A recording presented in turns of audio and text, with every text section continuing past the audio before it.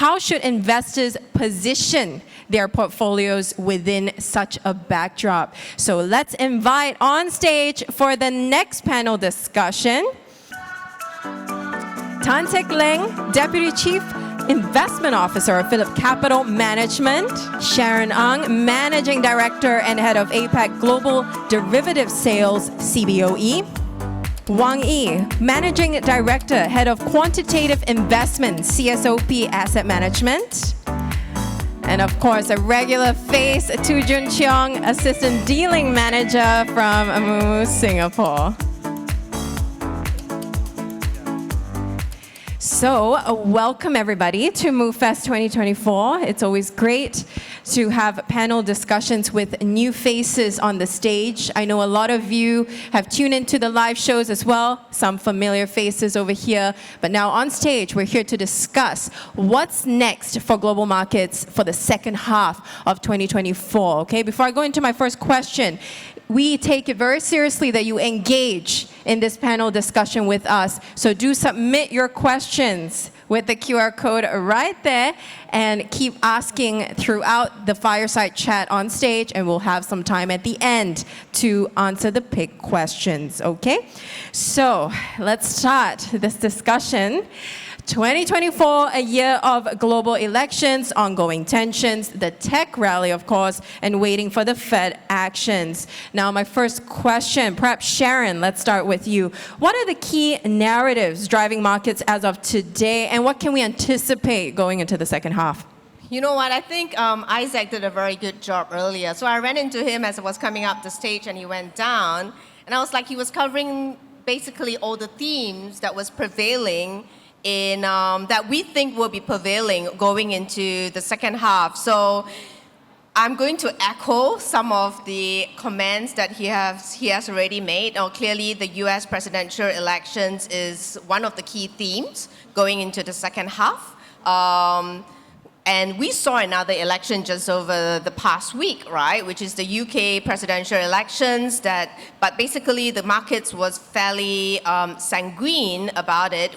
In fact, with volatility levers or gauges of volatility from FX or currency across the bond markets at almost record lows. So the market, the Labour Party landslide win has already all been priced into all the multi-asset classes. So, yeah, so the market basically ignored the wind. So going back into the presidential elections, we also are seeing the VIX levels, other than the VIX bump that we're seeing in November, in the November contract, we're seeing VIX levels at relatively muted levels, at like hovering around 12.4-ish. So that's fairly low. So what are you making of this? And then Isaac also spoke to artificial intelligence. And he spoke about the bubble, which is something that we feel similarly as well. And as we are all waiting for volatility to come back, asset managers are doubling down in AI-targeted quant strategies. So that's something that I think that we should also be watching out for, because we think that we're starting from a low base, but asset managers are definitely, looking at that and increasing their exposure to all of that. And then to answer one of the questions that was given to Isaac, the last question, right? I think the question was around how do you hedge the presidential election?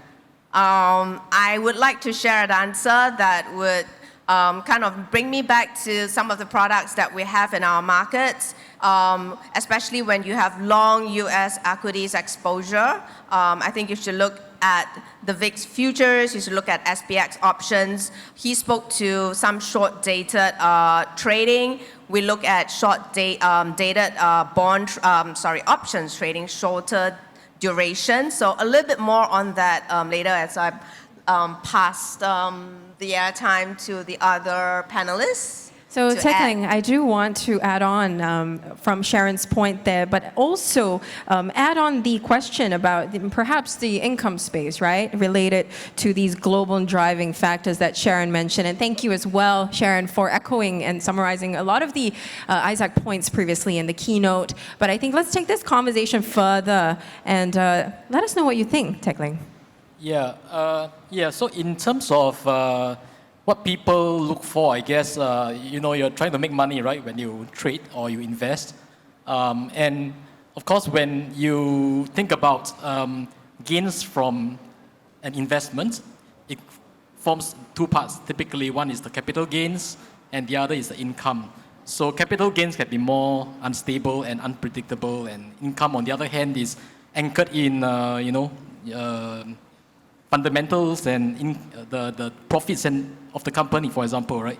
So I think that is what people tend to feel comfortable about when they're talking about income instruments, right? Well, income instruments, of course, can be equities or fixed income. So maybe I just talk generally, right?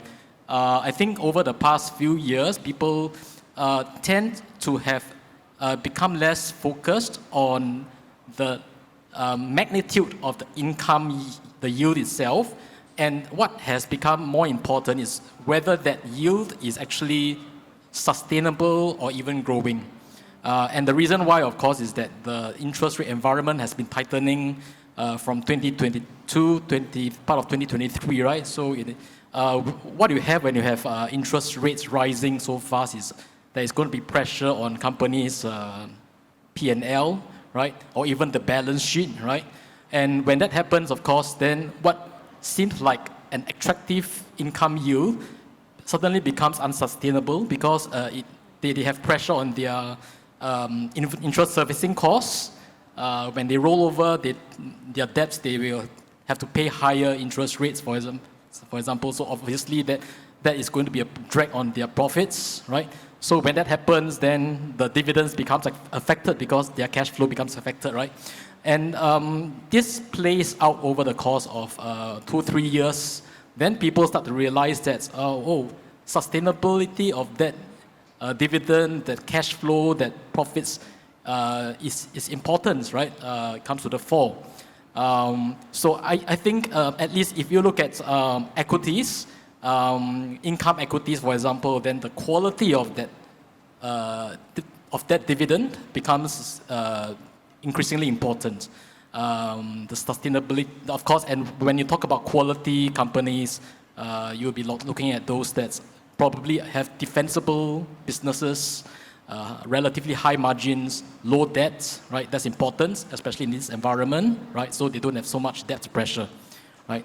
The other thing, of course, that also becomes increasingly important is the currency factor, right?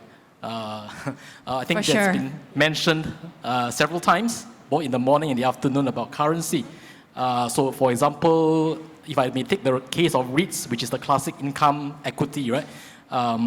There's been an increasing preference for those REITs that have more Singapore-based assets. They derive their income more primarily from Singapore assets, and currency is a key factor because when you have overseas assets, then when they convert their cash flow or their rental collections back to Sing dollars, then there is a drag because Sing dollar tends to appreciate, right? It tends to retain its strength, as was mentioned just now. So currency then becomes a consideration.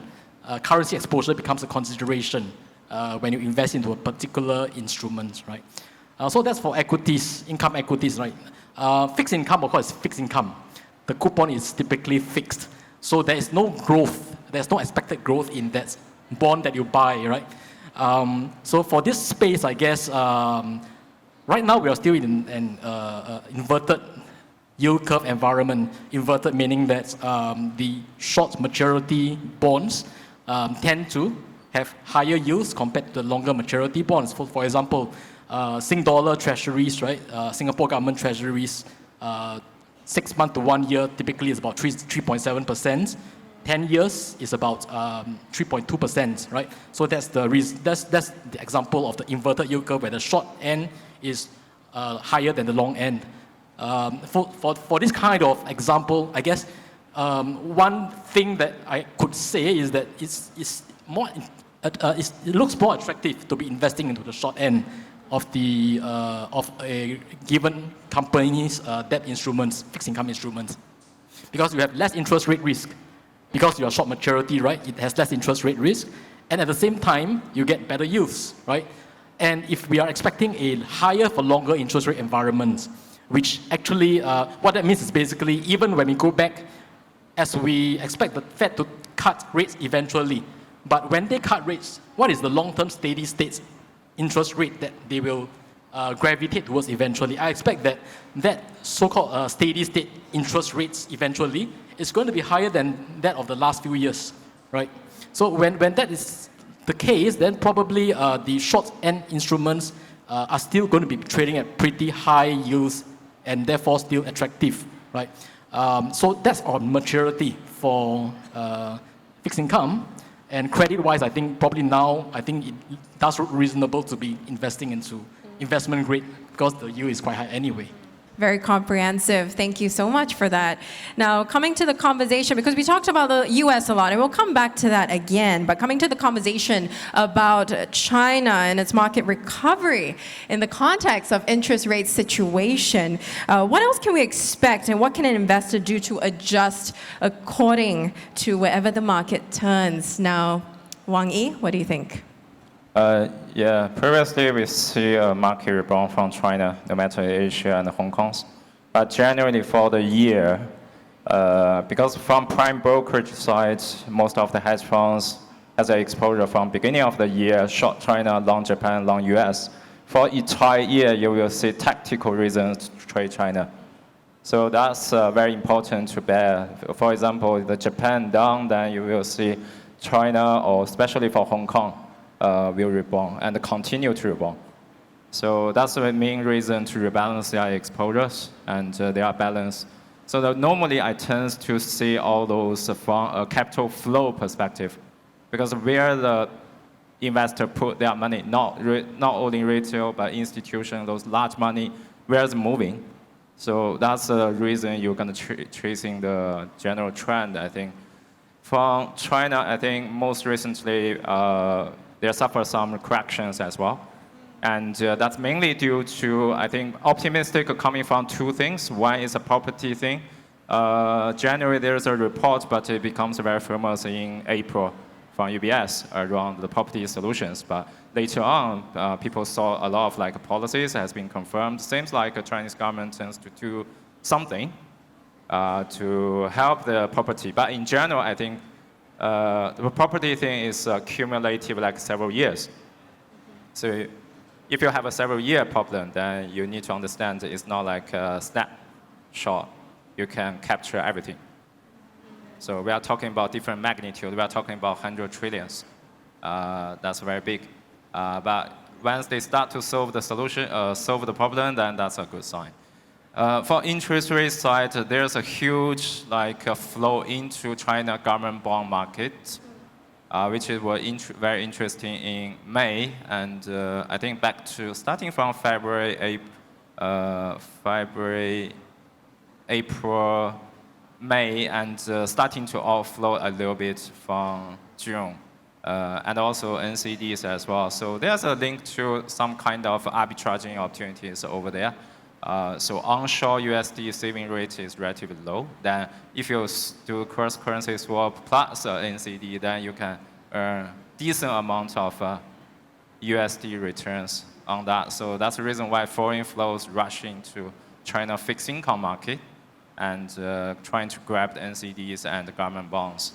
Outside China, I think as mentioned, US, Japan, there's a balanced exposure in terms of equity flows.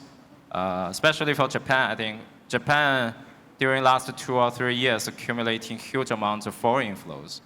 Foreign investors start to look at Japan again. Some of that is leverage money, some of that is a real investor. I think the real investor tends to be a little bit more, because the reason being is the cash equity buying activities start to increase since last year. And previously, we see Japan market, normally people do options, futures, not necessarily cash equities. I think that's general flows we see. And for the entire year of China, or it's a China theme, I think there's still some optimistic reasons, but need to be a little bit cautious on that. And technical reasons like valuation is low is not really a recommendation reason for buying those equities. But if anything happens for really over-concentrated market like US, because Magnificent Seven tends to be like more than 50% of manager overweighting. But recent months is over 70% of managers overweighting, which is a little bit scary. But that's the market major focus on. So you can't avoid it, and most of manager can't miss it. Then I think that's the main reason. Yeah, thanks. Now you've set the context for my next question actually for Sharon. What about the US market space in that case, right? And also relating it back to any of the points that Wang Yi brought up, whether it's China, Japan, or even emerging market space. Yeah, so I was just thinking about that he mentioned it. So I don't know whether we have a lot of people in the room that trade US equities. But if you do, then I think you have been having a pretty good year, because S&P closed at record high, and this is like probably the 30th time that they have hit a record high this year. So it probably closed at around the 5,500-ish levels. So, and all of that is really driven by the Magnificent Seven that Wang Yi just alluded to, because, and it's all mega cap tech stocks. So even NVIDIA options recently crossed a double-digit record volume close to their June expiration as people were rolling. And I think I don't know, they hit 10.6 million contracts traded in one single day. So I think there is a lot of focus in all these, the Magnificent Seven, to the extent that where last year we saw, so I'm moving to the options part of it, because we are also in the sixth record year. We are seeing a lot of trading in single stock options, because covering all these same stocks that are attracting a lot of interest in the equities market, just simply because you could get the same exposure at a fraction of the price when you trade single stock options. Or if you have a certain view on the index, doing index options will provide you with the similar advantages. So that's why we are also seeing record volumes in the single names. I wanted to touch a little bit back on the point that Isaac made with respect to just taking a step back, going back into the US presidential election. I think he mentioned curve steepener. So I think, if you look at the board outside where we were doing, we were voting who's going to win, right? So I think there is a disproportionate number of stickers under Donald Trump. So yeah, I was looking at that as well, and a lot of people were taking pictures, actually. Exactly, yeah. I wanted to take a picture, but I was like, even if I show it on the stage, I don't think anybody can see it. But I think that sentiment is echoed globally, right? And it's an overwhelming majority of people, and so the presidential, the U.S. presidential debate has clearly, skewed in the possibility of a Donald Trump re-election, and that in itself has actually provided a very unique catalyst to make a curve steepener fairly attractive. So I think earlier on when Isaac brought up this, can I have a show of hand, who actually understand what is a curve steepener? So he mentioned about going inverted and then steepening up, right? But basically the logic is a curve steepener trade is the use of derivatives to profit, so to make money from a rising yield differential between the yield curve differences in the bond of different maturities. So I hope that helps. But anyway, that is something that has come into focus and created certain opportunities as well. Thank you for that. Now, Jun Cheong, thank you for waiting. I've got some questions for you related to Sharon's points, and also the keyword was options, right? We'll get to that in a second. But just coming back to the investor in the crowd, right? Especially the Singapore residents as part of moomoo Singapore. What insights can you share about moomoo Singapore's investors and their characteristics lately for the space of options trading within this global context? So like both Atik Ling, Sharon and Wang Yi, as well as Isaac previously, all of them share really great points about the market. So one of the things for all of our users right here, moomoo users, one of the things is their behavior on trading. So that's one thing that we have actually noticed. So more and more people are actually trading options in their portfolio. So for those who have actually attended our CEO, Mr. Gavin Shah's keynote at the start, about 75% of you are actually into the US equity space itself. So like Sharon was mentioning, most of you should be on a green side because the US equities has hit a record high. S&P on Friday did a new high as well. I'm not a numbers guy, so let me just look at my little paper here that I have. So on the topic of options and our moomoo users, it's amazing that over the years, just from a year-to-year basis, we actually see a 70.6% increase in the number of moomoo users trading options. Of course, this has a lot to do with the new products such as option strategies as well as index options that we are offering. But it also shows that a lot of our moomoo users, especially our Singapore investors, they are more into they're more in depth into all these different financial products, not just into things like normal stocks itself, but looking into derivatives. So of course, we do have other derivative products, the DLCs, warrants for Singapore market, but just options alone, it has been doing really well. So 70.6% from a year ago, and then we launched the index option really recently, and index option has been one of the top product that a lot of our users are using. So of course, we launched it around this year, so I just do a month-on-month basis. Just on a month-on-month basis from May to June itself, wow, it's about 27% increase for all of our users who are using index options, potentially to hedge your position or even to speculate on the market that is, of course, continuously going up for the US.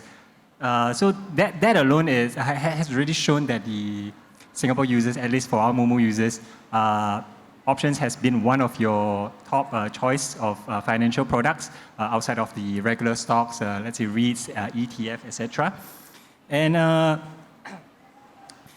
just on options itself also, one of the great things that I think just now when early in the morning I had the first session on options trading, I was pleasantly surprised by how many people were there and how many people wanted to find out more about options. So I feel like there's a gap for what they want to know and what they want to find out. So more financial literacy, training, education, workshop, all of this would help. But with or without that, we are really seeing a healthy gain. So just on every month basis, we are going up by 4% in transacted volume for options. And that's not even just orders. So orders are not done. So with that, I think just for moomoo users Singapore itself, we're seeing a lot of huge interest within the option space. So with this sentiment and interest as well, and the stats that you shared earlier, and that also relates back to Sharon's points. Now, Tech Lang, what are your insights related to what Jun Cheong just mentioned? It's one good way to leverage on, say you have limited capital and you want to capture the market movements, right? Of course, options and derivatives is one easy way to implement that, right? You don't need to put up too much capital, so that's a speculative way of putting it. And then another way, of course, is the hedging way of putting it, right? So if you have a long portfolio and you just want to hedge the short-term fluctuations, then obviously options are the way to go. Thank you for that. Next question, how can investors possibly position their portfolios in general against this backdrop that we outlined from a macro perspective earlier on? And again, a reminder to everyone, we want you to be engaged in this panel, okay? So we'll take some questions at the end, but you'll have to scan the QR code for us to pick some of the questions to ask at the end of this panel. Now, for this question, perhaps Wang Yi would like to take that first, and then Jun Chung, I'll just get some of your points. Yeah, sure. There's a lot of uncertainties right now, elections, or hiking, or cut rates. A lot of movements happening on the market, like France election, and we see only France hit, but nothing really particularly spreading out to European. Then a lot of strategists are giving recommendations, a lot of things are happening. But right now, I think what I can share here is what other guys doing. So we see huge flow into money market and long duration US bonds. I mean globally. So trillions of money flow into short duration money market type of investment within US, within Hong Kong, within Singapore, within Japan even, within other places. Like within Taiwan, we see like multi-billion funds launched during just 1 year for long duration USD government bond. And the US launching so much like government bonds, you know who is the buyer? It's not central bank. It's not like a bank in US. It's not foreign banks. It's retail. Most of the flow into retail investors. So there's a huge buying force from the retail market and buying 20-year only. Probably I can explain a little bit why it's 20 years. If you know the interest rate curve construction, no matter it's in developed world like US, like UK, like those curves are going up steadily and falling back on the long run. The only reason because they have the pension, longer duration requires. So the 20-year becomes a little bit like a sweet spot. Because if you buy 30-year, then it will become a little bit awkward. Nothing really happened, then as they climbing up on the curve, then you're losing money. So this is something very strange, but money market tends to give you like nearly 5%, and 20-year nearly give you like 4.7, 4.9, something like that, fluctuating around. But we do see people just keep buying. And for commodities, for example, China flows into gold. A lot of people buying gold for the foreign currency protection purpose. And a lot of people mentioning Bitcoin as well, diversification.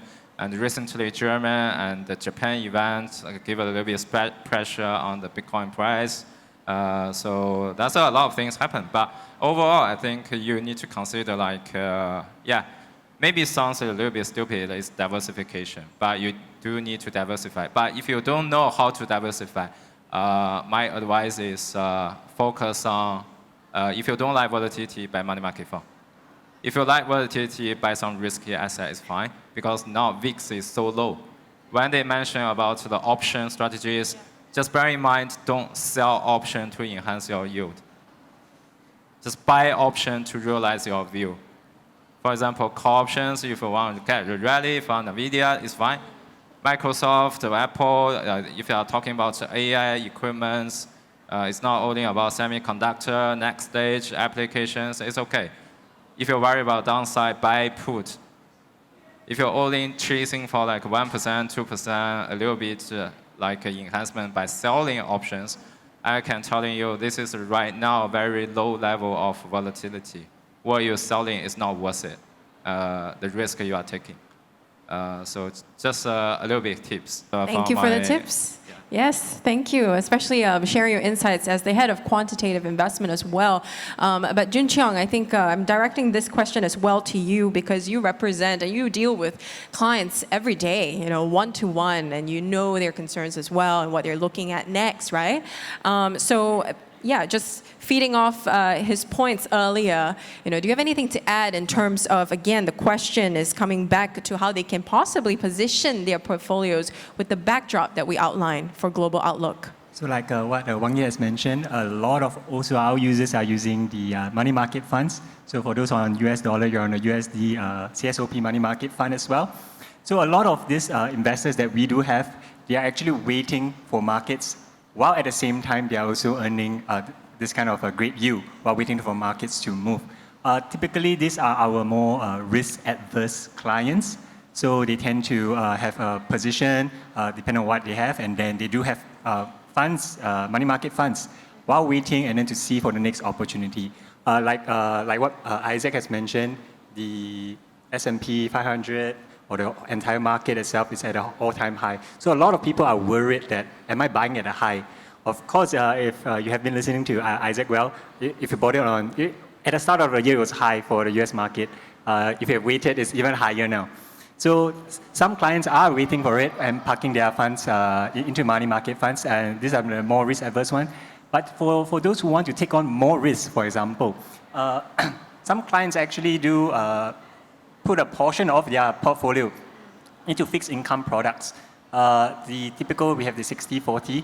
What they do is they actually invert it, maybe let's say 80-20, 80% into fixed income, and over at the 20%, they are able to take on higher risk. This is one way that some clients are doing it. So my 80% is actually being protected, and then my other 20%, I am confident to actually trade more higher risk products. Of course, a lot of products out there. Moomoo is launching in crypto. That's one high risk product. You can go into derivatives. You can go into options. These are, or you can even go to growth stocks for those who are looking at growth stocks itself. So this is also one way that some investors can look into, have a huge portion. There's no magic number. You can go 60, 40, 70, whatever. Have that as a safety net. If you want to go into, like, let's say the more defensive stock, REITs, all this, also fine. But then the other part is where you can actually potentially earn the greater growth by having a higher risk approach. So this is really dependent on investors. Some are more risk averse, some are more have higher risk tolerance. So it really depends on what kind is more suitable for you, because at the end of the day, it's more important that you are comfortable with what you have purchased. You can sleep well, you don't panic sell. So yeah. I think what you outlined as well is how they can navigate the volatility, but at the same time also engage in more strategic risk-taking while protecting themselves, right? Any additional points to that? So for risk-taking wise, I think like all three panelists has also mentioned, there's a lot of ways you can do. Options is one. So the very common one is protective put. For those who are in the US market with us in Moomoo, you buy a long put position and then you can protect your portfolio from downside. Some clients actually do a caller strategy. So you do a long put and then you do a sell call option. At the very least, your sell call premium can fund your long put for a little bit.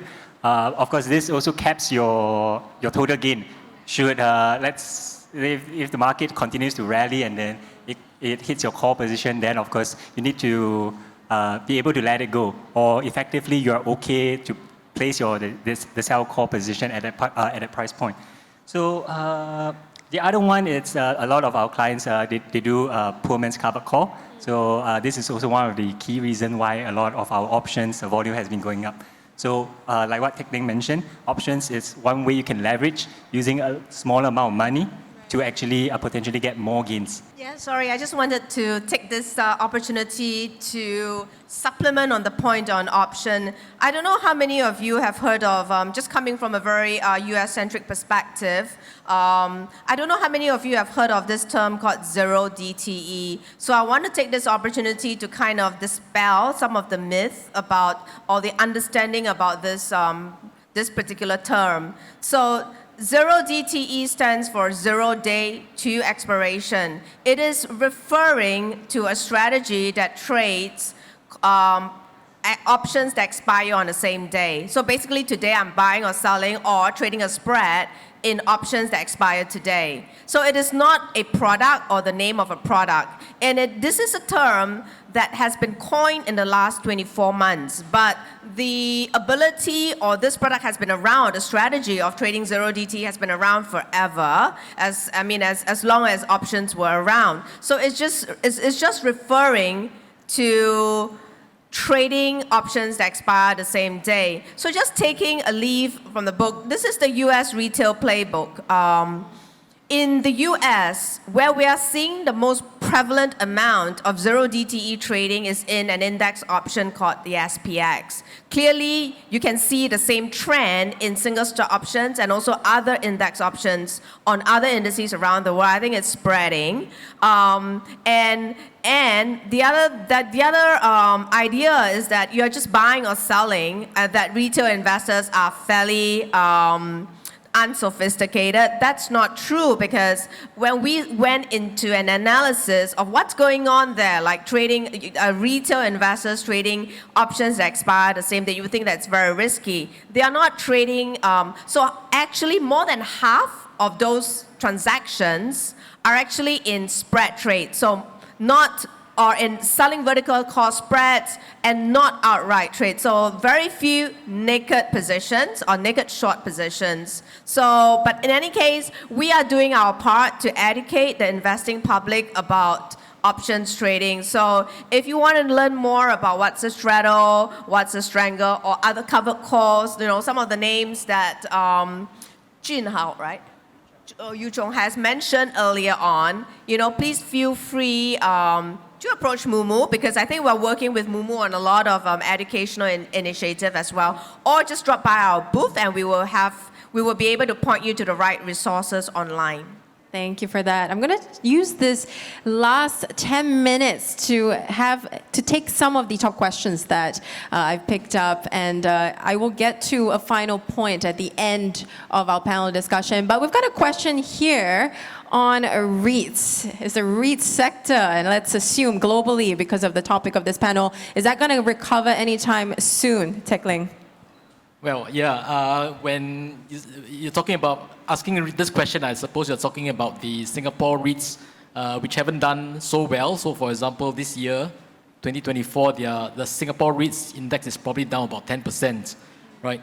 So, yeah, well, one point is, I guess, when you think about it, 10% down means that the yield goes up 10%, right? The average yield now probably is above 6%, maybe even 6.5% for Singapore REITs. So it's definitely interesting, because the bigger REITs would be the ones that have quality assets, quality management, right?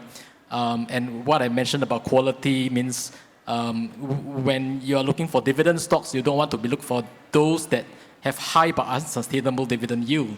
But instead, it is, you know, it's reasonably high, and it's is above average high compared to its historical trend for this particular REIT by itself.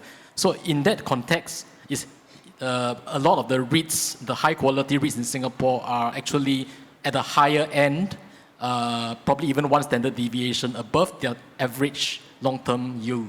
Right. So from that perspective, if you are a yield investor or income investor, you know, it will look attractive from that perspective. So bear in mind, of course, is that the Singapore underlying properties in itself, the property market is still relatively resilient, right?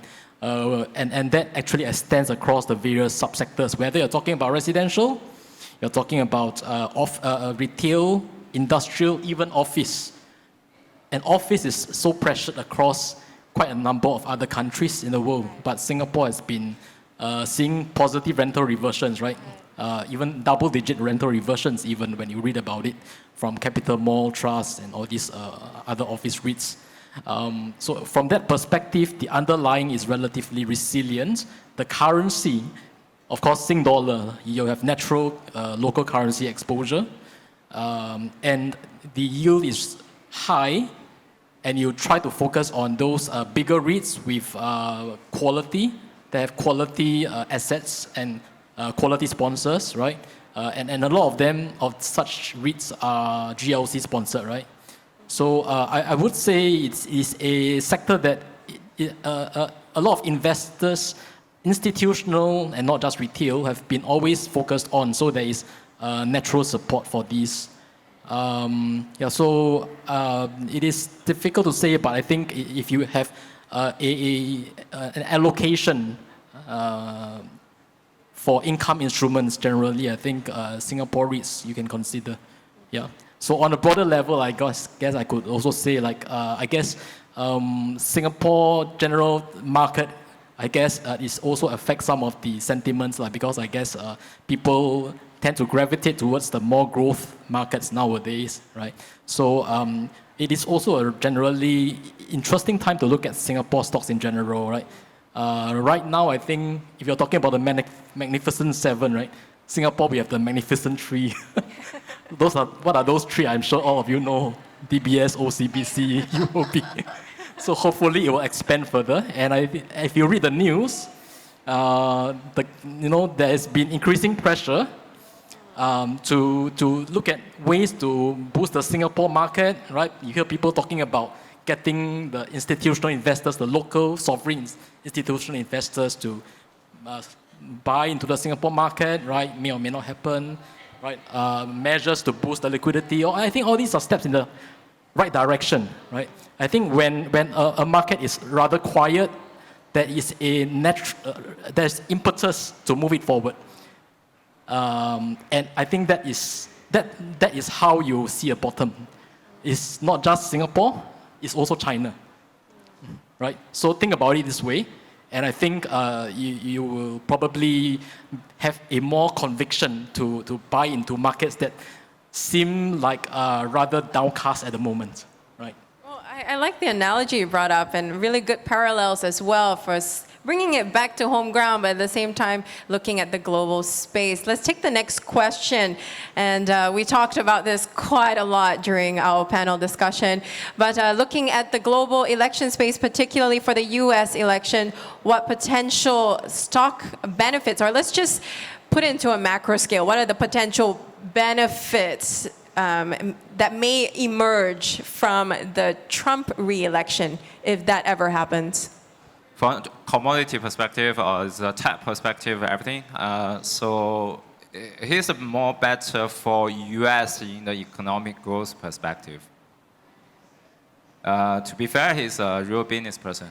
And right now, it doesn't mean that he will be a bad news for tech company because the tech is on track. A lot of people are talking about Magnificent Seven being most important. But if you look at the US market, 2024, who is revising up their turnover, their profits, all in tech sectors?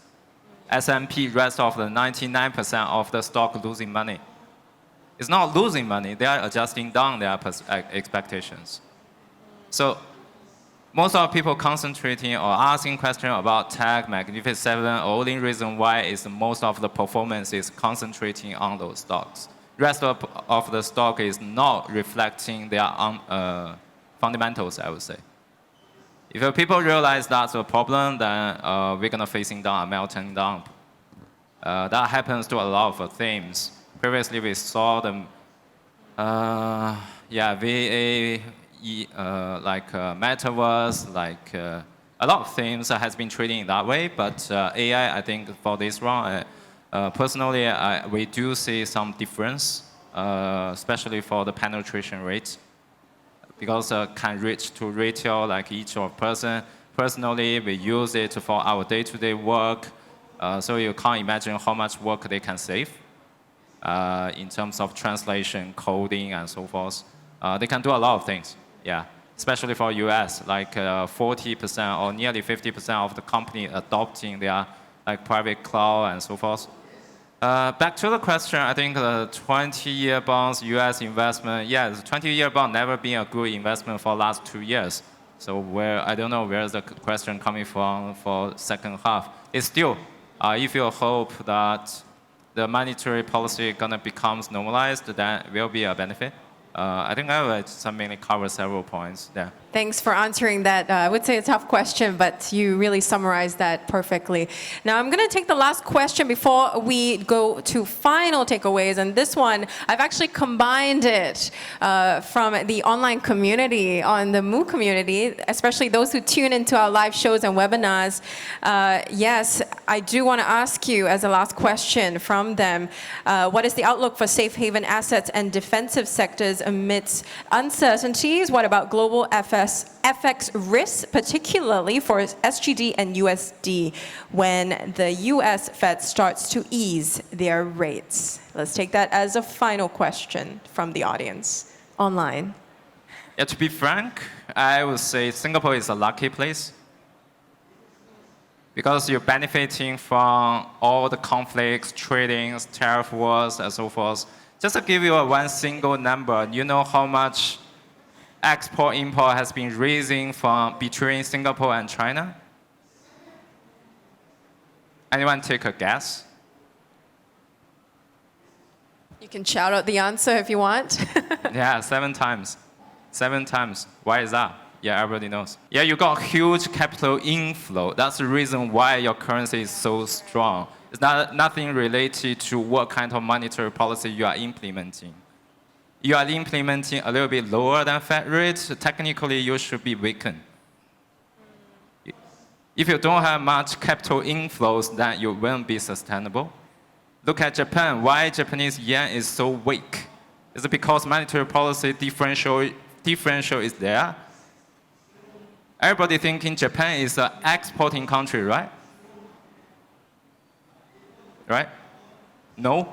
During last 1 year, it's not. They are losing money on export and import. That's the reason why they're facing huge pressure on the FX. And another reason to support it is FDI. A lot of people invest into Japanese equity. That's a supporting factor. When people start to sell in Japanese equity, which is during April, then we're facing huge melting down in terms of FX pressure. When we talk about FX, generally about monetary policy, capital inflows, export trading, global trades, then you draw up the equation. Then when you're asking like Singapore dollar, then you can draw your own equation. Where is the demand? Where is the flow coming from? Whether the flow is sustainable. If not, then currency normally go with a trend. Doesn't matter which particular point we are standing at, because of the 2 years before, people asked me like 130 for Japanese yen. I said, okay, Japanese yen will continue to depreciate, but I don't know where.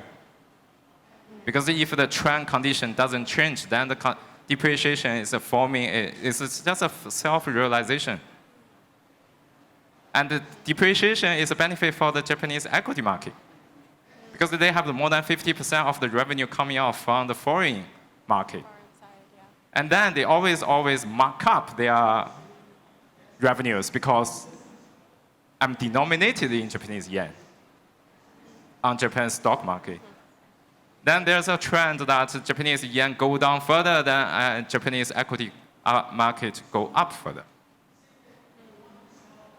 If you find that the Japanese yen start to rally, and do worry about your Japanese equity stock portfolio then. Yeah, thank you for that. And thank you as well to people online and offline for your questions. Now let's wrap up the discussion for what's next for global markets for the second half of 2024, starting with Jun Cheong on final takeaway. Always invest in something you are comfortable with so that you can consistently dollar cost average, something that you won't panic sell. Teck Ling, what about you? We are entering a new world. Interest rate environment is different from the last decade. The countries that used to be allies trade-wise now are strategically facing off against each other, right? You have ESG factors that's people trying to transition the economy towards green vehicles, energy, whatever, right? So all these are going to change things quite a lot.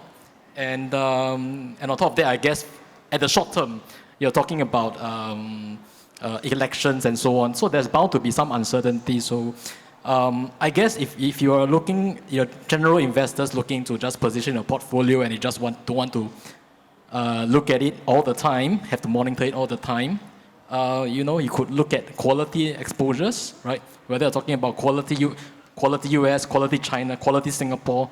What I mean by quality means that those companies that have high margins, high return on equity, low debts, right? I think that should position you pretty well for true cycle performance through a down and up cycle overall. Thank you. Wang Yi? be careful right now because a lot of things going to happen. Election year is not only a name for the year, it means a lot of dramatic changes. So just be a little bit careful. Yeah. And of course, Sharon. A lot of very prominent hedge fund leaders have came out to say that they would be looking to reduce portfolio risk as we are navigating into the next phase of the political situation. So, and I have been bearish for quite a bit already. I'm clearly, based on what Yi is saying today, or even everyone else, I'm clearly in the wrong market because I have been like long 6 months T-bills for quite a while now. Thank you for sharing. And that was the panel on global markets. Everyone, a round of applause to our panelists today. Thank you so much for sharing your insights.